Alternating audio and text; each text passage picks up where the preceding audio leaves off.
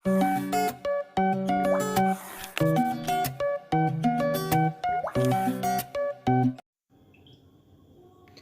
Friends, welcome to our channel legal knowledge.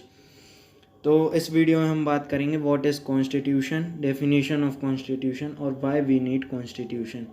इसके पहले मेरी एक और वीडियो डली है प्रीएम्बल ऑफ इंडियन कॉन्स्टिट्यूशन, उसको भी आप देख सकते हैं, उसकी लिंक मैं डिस्क्रिप्शन में डाल दूँगा। तो कॉन्स्टिट्यूशन क्या कहलाता है, संविधान क्या कहलाता है? Constitution is the supreme law of the land. मतलब संविधान जो है वह देश का सर्वोच्च कानून होता है और वहाँ के जितने भी कानून हैं वह संविधान के अनुरूप ही बनते हैं या फिर कार्य करते हैं। और जो हमारा मतलब जो संविधान है वह कुछ ऐसी विधियां भी अपने अंदर शामिल किए रहता है जो सरकार के संबंध में बताती हैं और सरकार का वहाँ के लोगों से संबंध बताती हैं। इसके बाद हम कुछ डेफिनेशंस जान लेते हैं संविधान की। तो कॉन्स्टिट्यूशन की पहली definition, constitution is a set of fundamental principle or established president according to which a state or other organisation is govern.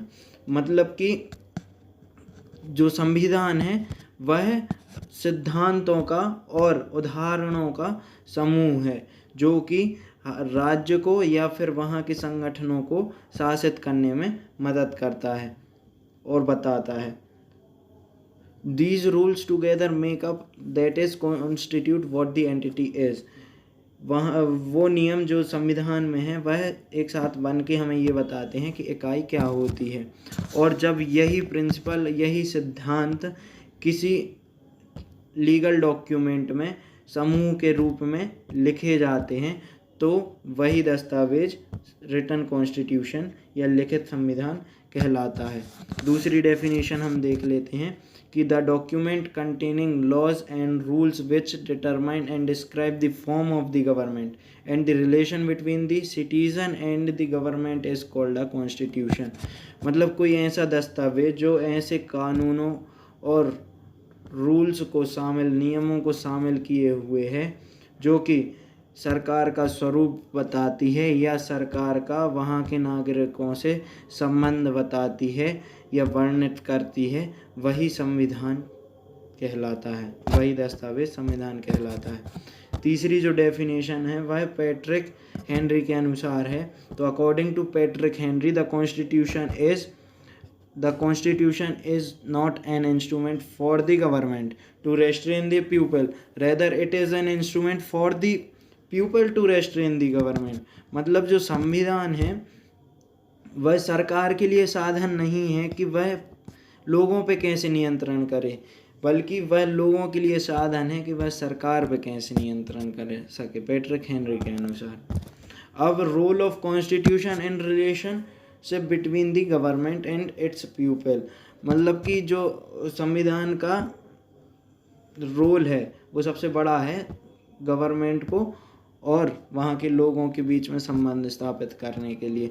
Government क्या है? गवर्नमेंट इन तीनों अंगों से बनती है, लेजिस्लेटिव विधायिका, कार्यपालिका एग्जीक्यूटिव और जुडिशरी न्यायपालिका। तो लेजिस्लेटिव का फंक्शन होता है टू मेक लॉज, कानून बनाना। एग्जीक्यूटिव का फंक्शन होता है टू एनफोर्स लॉ, कानून को लागू करना। और जुडिशियरी का काम होता है इंटरप्रेटेट द लॉ, कानून की व्याख्या करना। अब हम जान लें कि हमें संविधान की ज़रूरत क्यों है, वाई वी नीड कॉन्स्टिट्यूशन। तो in general we need a constitution to govern a country properly. किसी भी देश को शासित करने के लिए हमें संविधान की ज़रूरत होती है और वहाँ पे जो राजनीतिक व्यवस्था है उसकी प्रकृति को जानने के लिए भी हमें संविधान की ज़रूरत पड़ती है। Sometimes we feel strongly about an issues that might go against our larger interest। कभी कभी हम ऐसे मुद्दों को भी महसूस करते हैं जो हमारे व्यापक हित को, लार्जर इंटरेस्ट के विरुद्ध होते हैं। तो इन मुद्दों से हमें कौन बचाता है या बचाने में मदद करता है? संविधान मदद करता है, इसलिए हमें संविधान की आवश्यकता है। चौथा पॉइंट बताता है कि जो सरकार के जो 3 अंग है, एग्जीक्यूटिव, लेजिस्लेचर और जुडिशियरी, ये तीनों अंग किसके अंतर्गत कार्य करते हैं? संविधान के अंतर्गत कार्य करते हैं। और इन तीनों अंगों को और वहाँ के सिटीजन्स को संविधान के द्वारा ही शक्तियाँ और अधिकार प्रदान किए जाते हैं। और यदि वहाँ के कोई भी सिटीजन द्वारा या फिर इन 3 ऑर्गन्स द्वारा कोई ऐसा कार्य किया जाता है जो अगेंस्ट दी कॉन्स्टिट्यूशन होता है, तो वह अनकॉन्स्टिट्यूशनल कहलाता है या अनलॉफुल कहलाता है, गैर कानूनी कहलाता है। अब इन चारों पॉइंट्स के द्वारा हमें समझ में आ गया होगा कि अपन को संविधान की ज़रूरत क्यों है। So it required to have authoritative allocation of power and function and also to restrain them within its limits। मतलब कि जो शक्तियां हैं उनका आवंटन और अधिकारों को और कार्यों का आवंटन करने के लिए ही हमें संविधान की आवश्यकता है। और इन शक्तियों और अधिकारों पर नियंत्रण पाने के लिए और इनमें कुछ सीमाएं लगाने के लिए ही हमें संविधान की आवश्यकता है।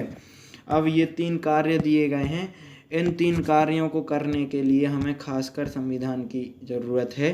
जैसे पहला कार्य बताया गया है कि समाज में निर्णय करने की शक्ति किसे है, निर्णय करने की शक्ति किसे है, यह संविधान हमें बताता है। और सरकार कैसे बनती है, यह भी हमें संविधान ही बताता है।